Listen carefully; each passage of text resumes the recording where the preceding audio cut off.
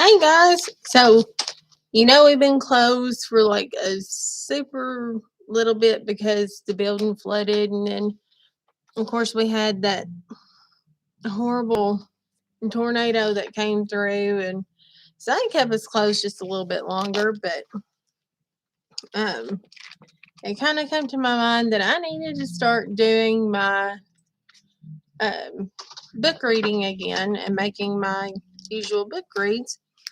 And so, with Christmas coming, I decided to pick one of my favorite books. It is called The Snowy Day,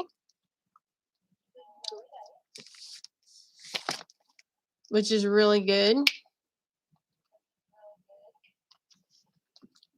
So let's get ready and read that because I read that in elementary school.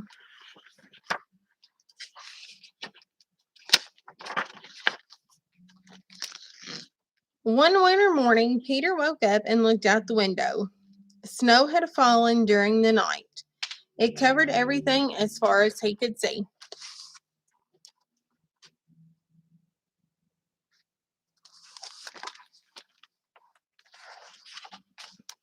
After breakfast, he put on his snowsuit and ran outside. The snow was piled up very high along the street to make a path for walking.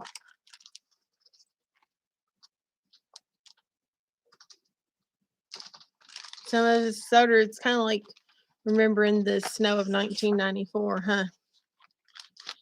Crunch, crunch, crunch. His feet sank into the snow. He walked with his toes pointing out like this. He walked with his toes pointing in like that. See, they're in and then they're out.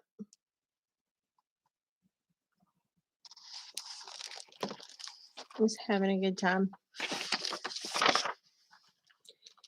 Then he dragged his feet slowly to make tracks. And he found something sticking out of the snow that made a new track. I wonder what it could be. Do you guys kind of wonder what that might be, this little line up here? Because he did these, so I wonder where that came from. We'll find out. It was a stick. A stick that was just right for smacking a snow-covered tree. I don't know that I would want to do that, but he's dressed pretty warm.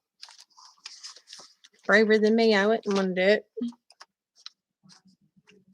Getting old and I get cold faster. Down fell the snow, plop, on top of Peter's head. So I guess he decided that he had enough. I don't know, it don't say. So he decided to walk on his merry way to his next destination, wherever that might be. We'll find out. He thought it would be fun. Excuse me. He thought it would be fun to join the big boys in their snowball fight. But he knew he wasn't old enough. Not yet. All up there throwing snowballs at him. And he doesn't have a chance, which is what's so sad. So he made a smiling snowman and he made angels. That's what I like to do. Build snowmen and make snow angels. Those are fun. He pretended he was a mountain climber. He climbed up a great, big, tall, heaping mountain of snow and slid all the way down. So he climbed and he went down.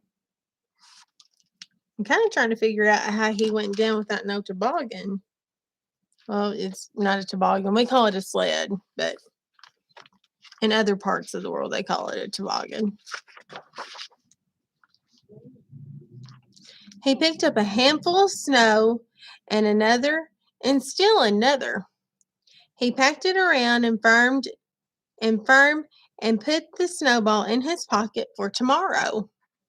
Then he went into his warm house. What do you think's going to happen putting a snowball into your pocket and going into a warm house? I don't think it's going to be a really good idea, but we'll find out. He told his mother all about his adventures while she took off his wet socks.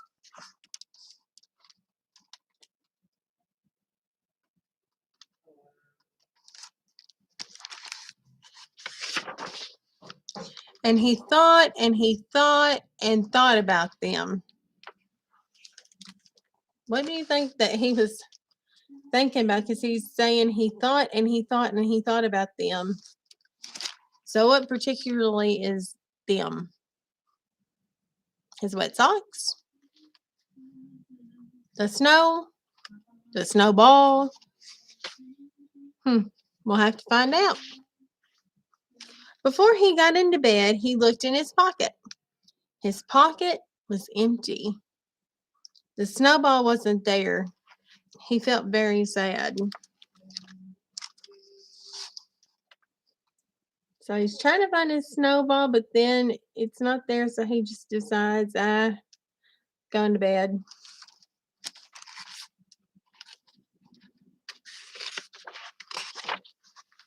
While he slept, he dreamed that the sun had melted all the snow away. But when he woke up, his dream was gone. The snow was still everywhere. New snow was falling. Here's what he thought was getting rid of it. And then it's snowing again. After breakfast, he called to his friend from across the hall, and they went out together in the deep, deep snow. That's an awful lot of snow.